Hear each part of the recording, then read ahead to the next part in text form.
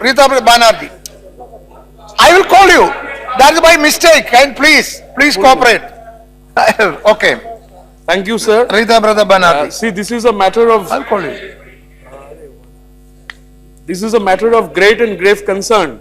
This is regarding the continuing attacks on the people of Northeast in different parts of the country and also in the national capital. The incident started with the killing of Nido Taniam, an Arunachal Pradesh student who was killed in Delhi. After that, there has been a rape of a girl from Manipur. She was also killed. 3 youths from Nagaland thrashed and injured in the Sikandarpur area in Gurgaon. Then you have the incident for a Manipuri boy. He was not speaking Kannada. He was allegedly mercilessly beaten up in Bangalore. We believe, sir, that no doubt that there are racist bias in such attacks.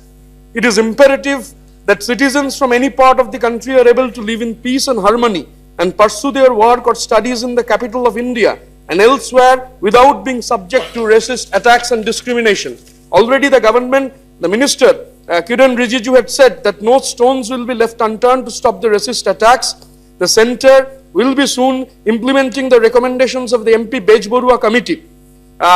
Exclusive helpline in Gurgaon, the government has said it will be setting up. We believe, I also raised before this house, it's needed to be set up in all the metropolises.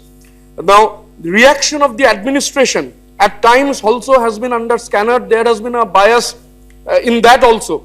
Africans also here where this against them this racist thing has come into play. Now, while all necessary actions and measures need to be taken to ensure the safety and security of the people, I believe I urge upon this august house that the central government needs to consider drafting of a strong anti-racist law in order to curb such incidents of racial discrimination and attacks. Thank you. Sri Tapan Kumar Sen.